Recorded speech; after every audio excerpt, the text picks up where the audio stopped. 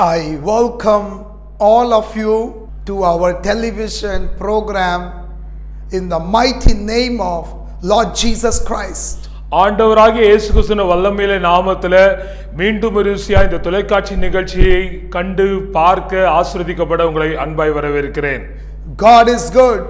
ஆண்டவர் நல்லவர்.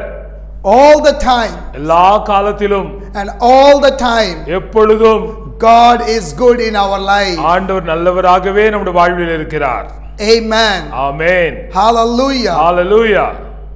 First Chronicles chapter 29 from verse 1 to 9 we are going to see. இந்த மாலை நேரத்திலும் நம்முடைய தியானத்திற்காக 1 நாளாகமம் 29ஆம் அதிகாரம் 1 லிருந்து 9ஆம் வசனங்களை பார்க்க இருக்கிறோம்.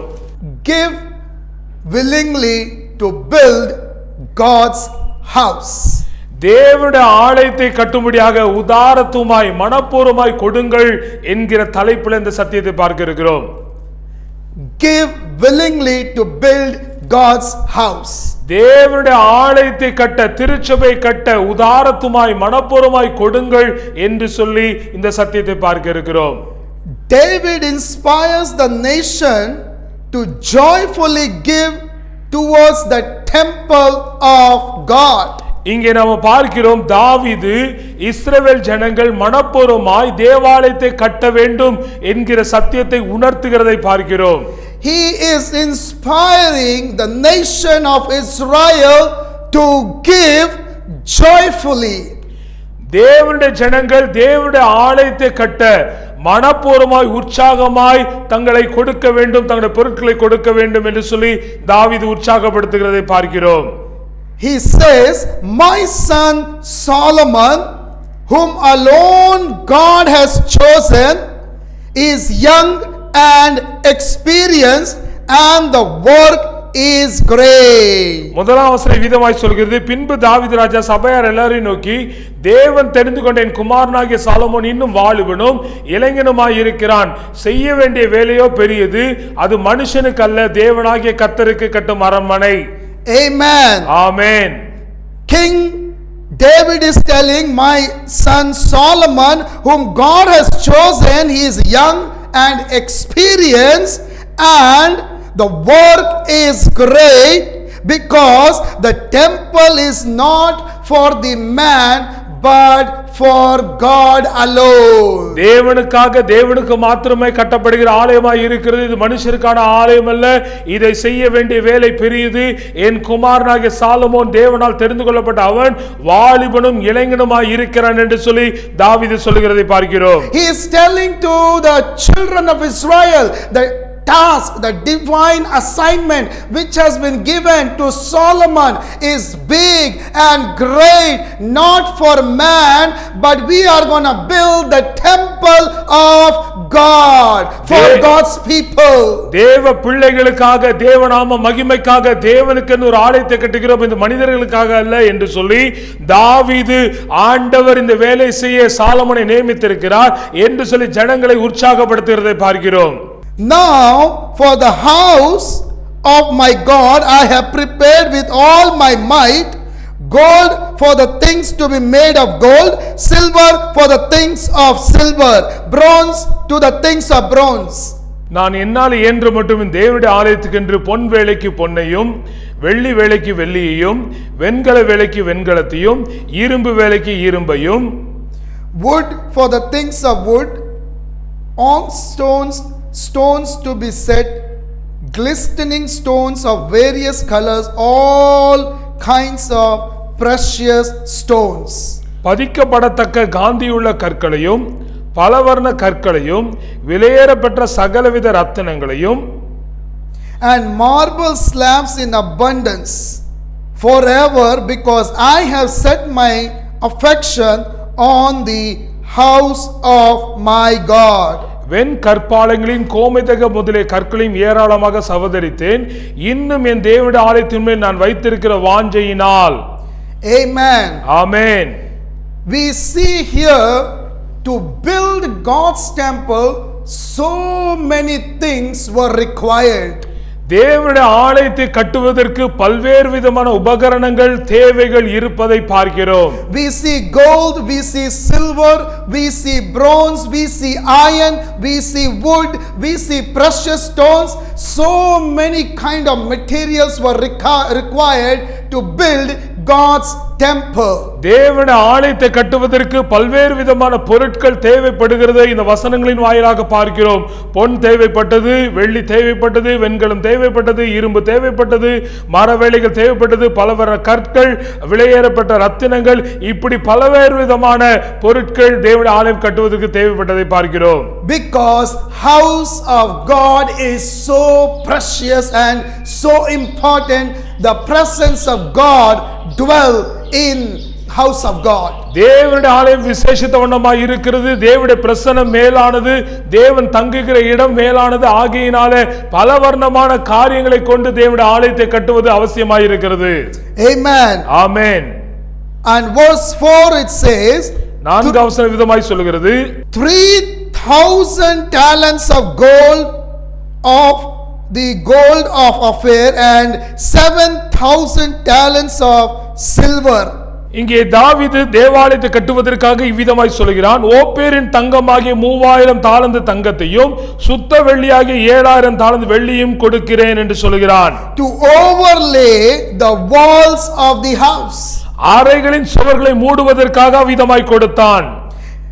And the people they gave liberally what all was required. ஜனங்கள் தேவனுடைய ஆலயத்தை கட்டுவதற்கு தேவையான அனைத்தையும் உதாரத்துவமாய் கொடுத்ததை பார்க்கிறோம். They gave gold, they gave silver, they gave precious stones like diamond. They willingly offered and they came forward to give so that house of God can be built in a beautiful, in a glorious way. தேவனுடைய ஆலயம் மகிமையாகவும் அழகாகவும் கட்டப்படுவதற்கு தேவையான அனைத்தையும், வெள்ளியாக இருக்கட்டும், பொன்னாக இருக்கட்டும், விலையேறப்பட்ட கற்களாக இருக்கட்டும், அனைத்தையும் தேவனுடைய ஜனங்கள் உதாரத்துவமாய் கொடுத்ததை இந்த வசனங்களிலே பார்க்கிறோம். Amen. Amen. Same thing God is expecting you to do to build God's house. அதே போல தேவனுடைய ஆலயம் கட்டுவதற்கு இந்த வார்த்தைகளை கேட்கக்கூடிய தேவ ஜனங்களாகி நீங்கள் மனப்பூர்வமாய் உதாரமாய் உங்களுடைய பொருட்களினால் காணிக்கைகளினால் தேவனுடைய ஆலயத்தை கட்ட வேண்டும் என்று சொல்லி தேவன் எதிர்பார்க்கிறார். Because it says in the word of God, Acts chapter 20 verse 35, தேவனுடைய வார்த்தை இவ்விதமாய் சொல்கிறது. அப்போஸ்தலர் நடபடிகள் 20ஆம் அதிகாரம் 35ஆம் வசனம் இவ்விதமாய் சொல்கிறது, there is always joy in giving rather than receiving. வாங்குகிறது பார்க்கிறோம், கொடுக்கிறது பாக்கியம், சந்தோஷமானது என்று சொல்லி கர்த்தருடைய வார்த்தை சொல்கிறது. Amen. Amen. And also it says in 1 Corinthians chapter 9 verse 6 to 8, 2 கொரிந்தியர் 9ஆம் அதிகாரம் 6 லிருந்து 8ஆம் வசனம், ஆண்டவர் உற்சாகமாய் கொடுக்கிறதில் பிரியமாய் இருக்கிறார். Amen. Amen. He who sows bountifully will also reap bountifully. உற்சாகமாய் கொடுக்கிறவன், அதிகமாய் பெருக விதைக்கிறவன் பெருக அறுப்பான் என்று வசனம் சொல்கிறது. That means those who give generously, God will also bless you in abundance, in generously. உதாரத்துவமாய், தியாகமாய், அர்ப்பணிப்போடு கூட கொடுக்கிறவனை ஆண்டவர் சும்மா விட மாட்டார். ஆண்டவரும் அவனை திரளாய் ஆண்டவர் பெருக ஆசீர்வதிக்கிறவராய் இருக்கிறார். Let each one give as you propose in your heart. தன் மனதில் நியமித்தபடியே கொடுக்க கடவுள் என்று வசனம் சொல்கிறது. Not with grumbling, murmuring, complaining. விசனமாய் அல்ல, கட்டாயம் அல்ல, முறுமுறுப்பாக அல்ல, நிர்பந்தமாக அல்ல. Because thou says God loves cheerful givers. ஏனென்றால் வசனம் இவ்விதமாய் சொல்கிறது, தேவன் உற்சாகமாய் கொடுக்கிறதில் பிரியமாய் இருக்கிறார். And when you give with all your heart, நீங்கள் உங்கள் முழு இதயத்தோடு கூட தேவனுக்கு விதைக்கும் பொழுது, when you give with a cheerful heart, நீங்கள் உற்சாகமான சந்தோஷமான மனதோடு விதைக்கும் பொழுது, God will honor your faith. ஆண்டவர் விசுவாசத்தை கனப்படுவார். God will bless you in abundance. ஆண்டவர் உங்களை நிறைவாய் பூரணமாய் ஆசீர்வதிப்பார். God will bless you more and more in a supernatural realm. இயற்கைக்கு அப்பாற்பட்ட இயற்கைக்கு அப்பாற்பட்ட மண்டலத்தில் ஆண்டவர் உங்களை விசேஷத்தோட ஆசீர்வதிப்பார். The word of God says in Philippians chapter 4 verse 19, பிலிப்பியர் 4:19 கர்த்தருடைய வார்த்தை விதமாய் சொல்கிறது, as you sow your seed towards the kingdom of God, நீங்கள் தேவனுடைய ராஜ்யத்துக்கு நீங்கள் விதைக்கும் பொழுது, as you give your offering towards God's kingdom and God's work, தேவனுக்காகவும் தேவனுடைய ராஜ்யத்துக்காகவும் தேவனுடைய ஊழியத்துக்காகவும் நீங்கள் விதைக்கும் பொழுது, He will supply all your needs from His glorious riches. ஆண்டவர் உங்களுடைய குறைகளை எல்லாம் கிறிஸ்து இயேசுவுக்குள்ள மகிமையிலே நிறைவாக்குவார் என்று பவுல் சொல்கிறார். Amen. Amen. Hallelujah. Hallelujah. When you give with the joyful heart, cheerful heart, willingly, God will also meet all your needs in a supernatural way. சந்தோஷமாய் மன உற்சாகமாய் மனப்பூர்வமாய் தேவனுக்கென்று கொடுக்கும் பொழுது, பொருட்களால் தாங்கும் பொழுது ஆண்டவருடைய குறைகள் எல்லாம் நிறைவாக்குவார். அதை மகிமையிலே கிறிஸ்து இயேசுவுக்குள்ளாக நிறைவாக்குவார் என்று வசனம் சொல்கிறது. Amen. Amen. Amen. And again we are coming back to First Chronicles 29 and verse 6 onwards. திரும்பமாக 1 நாளாகமம் 29 வசனத்தை பார்க்க இருக்கிறோம். Then the leaders of the fathers' houses, leaders of the tribes of Israel, the captains of the thousands and of hundreds, with the officers over the king's work, offered willingly. அப்பொழுது வம்சங்களின் பிரபுக்களும் இஸ்ரவேல் கோத்திரங்களின் பிரபுக்களும் 1000 பேருக்கு அதிபதிகளும் 100 பேருக்கு அதிபதிகளும் ராஜாவின் வேலைக்காரராகிய பிரபுக்களும் மனப்பூர்வமாய் they offered willingly. சந்தோஷமாய் மனப்பூர்வமாய் மன உற்சாகமாய் கொடுத்தார் என்று பார்க்கிறோம். God is looking for such people who will voluntarily, who will willingly come forward and say, yes, I want to bless the work of God. I want to help to build the house of God. தேவனுடைய ஆலயம் கட்டுவானதற்கு நான் உதவி செய்ய வருகிறோம். தேவனுடைய பணி, தேவனுடைய ஊழியங்கள் நடைபெற நான் பங்களிக்கிறேன், நான் கையளிக்கிறேன் என்று சொல்லி மனப்பூர்வமாக உற்சாகமாக தாகமாக கொடுக்க விரும்புகிறவர்களை ஆண்டவர் தேடுகிறார். கர்த்தர் அவர்களை நிச்சயமாக ஆசீர்வதிப்பார். Amen. Amen. And it says in verse 7, they gave for the work of the house of God. அவர்கள் தேவனுடைய ஆலயத்து வேலைக்காக கொடுத்தார்கள். 5,000 talents, 10,000 darius of gold, 10,000 talents of silver, 18,000 talents of bronze, and 100,000 talents of iron. தேவனுடைய ஆலயத்து வேலைக்காக 5000 தாலந்து பொன்னையும் 10000 தங்க காசையும் 10000 தாலந்து வெள்ளியையும் 11000 தாலந்து வெண்கலத்தையும் 1,00,000 தாலந்து இரும்பையும் கொடுத்தார்கள். And whoever had precious stones, they gave to the treasury of the house of the Lord. யார் கையில் ரத்தினங்கள் இருந்ததோ அவர்கள் அவைகளையும் கர்த்தருடைய ஆலயத்து பொக்கிஷத்திற்கென்று கெர்சேனான எகியேலின் கையிலே கொடுத்தார்கள். If you read First Chronicles 29 1 to 9, you can see they liberally, generously, willingly, nobody compelled them, nobody forced them, nobody tried to manipulate them. They came, they gave because they wanted to see the temple of God to be established, to be built. தேவனுடைய ஆலயம் கட்டப்பட வேண்டும், ஸ்தாபிக்கப்பட வேண்டும், அது மகிமையாக இருக்க வேண்டும், அழகாக இருக்க வேண்டும் என்பதற்காக ஜனங்கள் உதாரத்துவமாய் கொடுத்தார்கள், தாமாக முன்வந்து கொடுத்தார்கள், உற்சாகமாய் கொடுத்தார்கள், சந்தோஷமாய் கொடுத்தார்கள். அவளை யாரும் நிர்பந்தப்படுத்தவில்லை, எந்த அழுத்தமும் இல்லை. அவர்கள் தேவனுடைய ஆலயத்துக்கு கொடுப்பதை பாக்கியமாக கருதிய விதமாய் கொடுத்ததை பார்க்கிறோம். Amen. Amen. And the verse 9 says, I love that the people rejoiced for they had offered willingly. 9வது வசனம் ரொம்ப முக்கியமான வசனம். இப்படி மனப்பூர்வமாய் கொடுத்ததற்காக ஜனங்கள் சந்தோஷப்பட்டார்கள். Wow. When you give from your bottom of your heart, you will enjoy, you will be leaping, you will be so happy, and because God will honor your faith. இப்படி உற்சாகமாய் மனப்பூர்வமாய் கொடுக்கக்கூடிய காரியங்களை குறித்து தேவ ஜனங்கள் சந்தோஷம் அடைந்தார்கள். அதே போல அனுபவம் உங்களுக்கு ஏற்பட வேண்டும். கர்த்தருக்காக நீங்கள் கொடுக்கும் பொழுது, கர்த்தர் மனப்பூர்வமாய் கொடுக்கும் பொழுது கர்த்தர் உங்களை நிச்சயமாக ஆசீர்வதிப்பார்.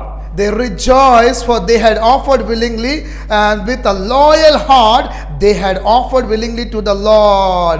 And King David also rejoiced with them greatly. உத்தம இருதயத்தோடு உற்சாகமாய் கர்த்தருக்கு கொடுத்தார்கள். தாவீது ராஜாவும் மிகவும் சந்தோஷப்பட்டான். Amen. Amen. They offered willingly. They came. Even King David was rejoicing, and the people of Israel all were happy, all were rejoicing, because that assignment which was given to Solomon, it was huge, it was big, and they needed people's help to build the temple of God. ஜனங்கள் உற்சாகமாய் கொடுப்பதை பார்த்து ஜனங்களும் சந்தோஷமாய் அடைந்தார்கள். தாவீது ராஜாவும் சந்தோஷமாய் அடைந்தான். ஏனென்றால் தேவன் சாலமோனுக்கு கொடுத்த தரிசனம் பொறுப்பு பெரிதாய் இருக்கிறது. அது தேவாலயம் மகிமையாக கட்டப்பட வேண்டும். அதற்கு பலருடைய ஒத்துழைப்பு, பலருடைய பங்களிப்பு தேவையா இருக்கிறது. இங்கே ஜனங்கள் ஒருமித்து மனப்பூர்வமாய் சந்தோஷமாய் இணைந்து தேவ ராஜ்யத்தை கட்டுவதற்கு தங்களால் இயன்றதை சிறந்ததை கொடுத்ததை பார்க்கிறோம். Same way, the vision which God has given to end time prophetic ministries is big, is huge. We want to reach around the globe. அதை போல கடைசி கால தீர்க்கதரிசன ஊழியமாகிய நம்முடைய ஊழியத்திற்கு ஆண்டவர் கொடுத்த தரிசனம் பெரியது. உலகமெங்கும் இருக்கக்கூடிய அநேகருக்கு இது ஆசீர்வாதமாக இருக்கணும், அநேகர் இதனால் பயனடைய வேண்டும் என்று சொல்லி கர்த்தர் ஒரு பெரிய தரிசனத்தை கொடுத்தார். ஆகையால் இதில் பங்கெடுக்க திரளாக மனப்பூர்வமாக இருக்க வேண்டிய தேவ பிள்ளைகளை தேவன் எதிர்பார்க்கிறார். And God is looking for generous givers who will sow their seed into the fertile ground. தேவனுடைய விளைச்சலுள்ள விளைநிலத்தில் விதைக்கக்கூடிய தாராளமாய் உதாரத்துமாய் மனப்பூர்வமாய் தங்களுடைய காணிக்கைகளாலும் பொருட்களாலும் விதைக்கக்கூடிய தேவ பிள்ளைகளை ஆண்டவர் எதிர்பார்க்கிறவராய் இருக்கிறார். And giving is also shows the gratitude of your heart. நீங்கள் ஆண்டவருக்கு கொடுப்பது என்பது ஆண்டவருக்கு எவ்வளவு நன்றி உள்ளவர்களாய் இருக்கிறீர்கள் என்பதற்கு அடையாளமாகவும் இருக்கிறது. Giving is an act of worship. வசனம் விவிதமாய் சொல்கிறது, கொடுத்தல் என்பது ஆண்டவருக்கான ஒரு ஆராதனையாக கருதப்படுகிறது. So when you show your gratitude that so much God has blessed and he has done great thing through this ministry, let us also come forward and help them, because with your help we can build God's house, we can accomplish the vision which God has given to us. தேவன் எங்களுக்கு கொடுத்த தரிசனத்தை, தீர்மானத்தை, தேவன் எங்களுக்கு கொடுத்த அழைப்பை உறுதி செய்ய, நிறைவேற்ற உங்களை போன்றவர்கள் இந்த நிகழ்ச்சியின் வாயிலாக, இந்த ஊழியங்களின் வாயிலாக ஆசீர்வதிக்கப்பட்ட நீங்கள் உதாரத்துவமாய் உங்களுடைய காணிக்கையினால் பொருட்களால் விதைக்கும் பொழுது அது நிமித்தமாக தேவன் கொடுத்த தரிசனம் நிறைவேறும். அநேகர் இதன் மூலமாய் பயன்பெறுவார்கள், ஆசீர்வதிக்கப்படுவார்கள். It says in Deuteronomy chapter 8 verse 18, it is Lord who gives wealth to you. உபாகமம் 8:18 விதமாய் சொல்கிறது, ஐஸ்வரியத்தையும் கனத்தையும் கர்த்தர் தான் நமக்கு கொடுக்கிறார். It is God who gives wealth to you. ஐஸ்வரியத்தை சம்பாதிக்கிறதுக்கான பலனையும் ஐஸ்வரியத்தையும் கொடுக்கிறவர் ஆண்டவர் என்பது மறவாதே என்று மோசே சொல்கிறதை பார்க்கிறோம். So when you give and God gives you more and he blesses you, he makes you prosper, flourish, and you see the mighty hand of God in your life. நீங்கள் ஆண்டவருக்கு என்று கொடுக்கும் பொழுது, விதைக்கும் பொழுது ஆண்டவர் சும்மா இருக்க மாட்டார், நிச்சயமாகவே ஆசீர்வதிப்பார். தேவனுடைய கரம் உங்கள் மீதும், உங்களுடைய செயல்களின் மீதும், உங்களுடைய ஊழியங்களின் மீதும், உங்களுடைய வியாபாரத்தின் மீது இருப்பதை நீங்கள் நன்றாய் உணர்ந்து கொள்வீர்கள். Hallelujah. Hallelujah. Oh rima shiki handala mama mama. Oh rebo bo bo bo. Oh rima shiki handala mama mama mama mama mama. Oh rabba ba ba ba ba ba ba ba ba ba ba ba ba ba riba ba ba ba ba ba ba ba ba ba. Oh rebo se ke te le ma kha to robo se ko riba kha tha la ba ba ba. Daddy, பிதாவே, raise the givers. ஆண்டவருடைய ஊழியத்தை தாங்கக்கூடிய தேவ பிள்ளைகளை எழுப்பி தரும். How you raise the people in the nation of Israel. இஸ்ரவேல் தேசத்திலே தேவனுடைய ஆலயத்தை கட்டும்படியாக எவ்விதமாக உம்முடைய ஜனத்தை எழுப்பினாரோ அதை போல எழுப்பும். They gave willingly, generously, freely, with a loyal heart. ஆண்டவரே, உற்சாகமாய், மனப்பூர்வமாய், தாராளமாய், சந்தோஷமாய், மனநிறைவாய் தேவ ஆலயத்தை கட்டும்படியாக கொடுத்தவர்களை போல எழுப்பும். They gave everything: gold, silver, bronze, iron, wood, precious stone, diamond, all the best. They gave it towards God's work. தேவனுடைய வேலை செய்வதற்காக தங்களிடத்தில் இருந்து சிறந்ததை கொடுத்தார்கள். சிறந்த வெள்ளி, சிறந்த பொன்னு, சிறந்த வெண்கலம், சிறந்த இரும்பு, சிறந்த மர வேலைகளுக்கு அடுத்த காரியம் சிறந்த ரத்தினங்களை கொடுத்து தேவனுடைய ஆலயத்தை கட்டினவர்களாய் இருந்தார்கள். Daddy, you raise the givers. அதை போல ஆண்டவர் இந்த ஊழியத்தை தாங்கக்கூடிய தேவ பிள்ளைகளை எழுப்பித்தாரும். It is you who will bring the givers. ஆண்டவரே, உம்முடைய ஊழியத்தை தாங்குவதற்கு விதைக்கக்கூடிய தேவ பிள்ளைகளை நீர்தாமே அழைத்து வாரும், கொண்டு வாரும். Who will sow their seed into the fertile ground. ஆண்டவர் அதிக விளைச்சலை ஏற்படுத்தக்கூடிய உம்முடைய ராஜ்யத்தில் விதைக்கக்கூடிய தேவ பிள்ளைகளை தேவன் தாமே எழுப்பித்தாரும். Because this is your ministry. நீர் ஏற்படுத்தின ஊழியம் இதுவாய் இருக்கிறது. This is your vision. நீர் கொடுத்த தரிசனமாக இருக்கிறது. And Lord, together we can accomplish, together we can build, and we can prove to the world our God is a big God. எங்களுடைய தேவன் பெரிய தேவன், நாங்கள் ஆராதிக்கிற தேவன் ஜீவனுள்ள சர்வவல்லமையுள்ள தேவன் என்பதை நீர் விளங்க செய்யும்படியாக கொடுக்கிறவர்களை எழுப்போம். அதன் மூலமாக இந்த தரிசனம் நிறைவேறுவதை அவர்கள் காண உம்மை மகிமைப்படுத்த கர்த்தர் அருள் செய்யும். Bless your people. உம்முடைய ஜனத்தை ஆசீர்வதியும். Let them receive this message with the open heart. ஆண்டவரே, இந்த செய்தியை திறந்த மனதோடு கூட ஏற்றுக்கொள்ள இதை செயல்படுத்த கிருபை பாராட்டும். Holy Spirit, speak to them. பரிசுத்தாவின் அவரிடத்தில் பேசும். They may be watching this television program from whichever place. எந்த பகுதியிலிருந்து தொலைக்காட்சி நிகழ்ச்சியை பார்த்தாலும் கர்த்தர் அவளோடு கூட இடைபடும். Daddy, you speak. நீர் தாமே பேசும் ஆண்டவரே. You speak. நீர் பேசும் ஐயா. You open their eyes and their heart. அவருடைய கண்களையும் இருதயத்தையும் திறந்து இந்த தரிசனத்தை உணர்ந்து கொள்ள கிருபை பாராட்டும். Thank you, Holy Spirit. நன்றி பரிசுத்த ஆவியானவரே. Thank you, Abba Father. நன்றி அப்பா பிதாவே. I give you all the glory and the honor. சகல துதி கனம் உமக்கே செலுத்துகிறோம். In Jesus' most precious name I pray. இயேசுவின் விலையேறப்பட்ட நாமத்திலே ஜெபிக்கிறேன். Amen. Amen. Dear children of God and people of God, தேவனுடைய ஜனங்களே, எனது அருமையான தேவனுடைய பிள்ளைகளே, as you have heard this message, நீங்கள் இந்த கர்த்தருடைய வார்த்தை செய்தியை கேட்டிருப்பீர்கள் விசுவாசிக்கிறேன். give willingly, generously, openly towards God's house. தேவனுடைய ஆலயத்தை கட்டும்படியாக உற்சாகமாய், மனப்பூர்வமாய், வாஞ்சை விருப்பமாய், தாராளமாய் கொடுக்க வேண்டும், கொடுத்தார் என்கிற செய்தியை கேட்டிருக்கிறீர்கள். When you give through your offering, we will be able to establish, build God's house and fulfill His vision. தேவனுடைய ஆலயத்தை கட்டும்படியாக, தேவனுடைய தரிசனத்தை நிறைவேற்றும்படியாக நீங்கள் கொடுக்கக்கூடிய, நீங்கள் விதைக்கக்கூடிய உற்சாகமான காணிக்கைகளை கொண்டு ஆண்டவருடைய ஊழியத்தை தொடர்ந்து சிறப்பாய் செய்ய முடியும். Because the word of God says in Malachi chapter 3 verse 10, test me by giving, and I will open the windows of heaven, and there won't be enough rooms to receive such blessings in your life. தேவனுடைய ஆலயத்துக்கு உற்சாகமாக கொடுக்க வேண்டும் என்று சொல்லி மல்கியா தீர்க்கதரிசி மூலமாக ஆண்டவர் தம்முடைய ஜனத்துக்கு சவால் விடுகிறார்.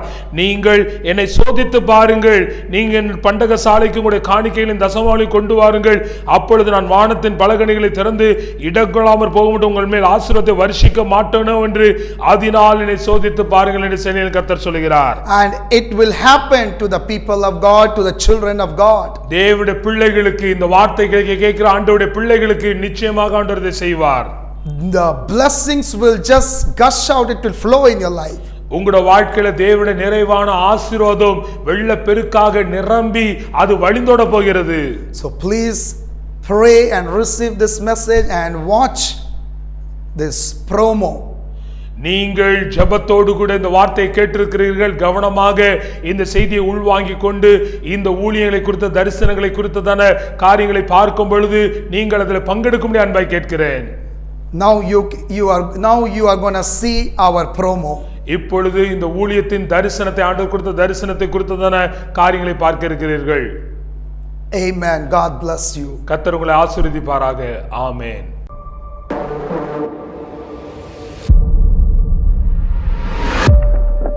சென்னை சர்வதேசிய தீர்க்க தரிசன மையம் திட்டம் 2024.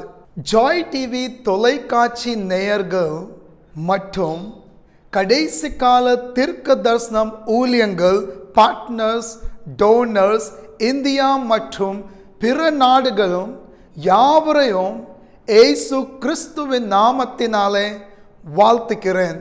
கர்த்தர் நல்லவர், அவர் கிருபை என்றும் என்றும் உள்ளது. போன வருஷம் 2023 ஏப்ரல் மாதத்தில் ஆண்டவர் எனக்கு கொடுத்த தரிசனத்தை உங்களோடு ஷேர் பண்ண போறேன். சென்னை பட்டணத்தில் ஒரு சர்வதேசிய தீர்க்க தரிசன மையத்தை ஆரம்பிக்க சொல்லி கர்த்தர் என்னோடு பேசினார்.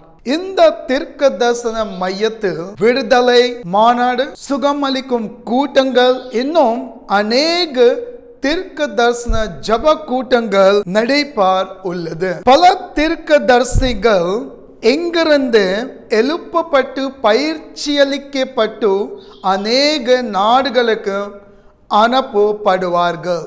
இதற்காக ஊக்கமாய் ஜபிக்கும்படி அன்போடு கேட்டுக்கொள்கிறேன். இந்த தீர்க்க தரிசன மையத்தை தொடங்க ஒரு ஹாலை லீஸுக்கு எடுக்க இருக்கிறோம். இந்த திட்டத்தை செயல்படுத்தும் 30 லட்சம் தேவைப்படுகிறது. நீங்கள் தங்களுடைய உதாரத்தமான காணிக்கைகளினால் இந்த ஊழியத்தை தாங்க விரும்பினால் மேல்காணும் வங்கி விவரங்களை பயன்படுத்தி கொள்ளலாம். கர்த்தர் கொடுத்த இந்த தரிசனத்தை நிறைவேற்ற உங்கள் ஜபங்கள் எங்களை பலப்படுத்தும். நீங்க தேவன் வீட்டை கட்டினால் அவர் உங்கள் வீட்டை கட்டுவார். கர்த்தர் உங்களை ஆசீர்வதிப்பாராக.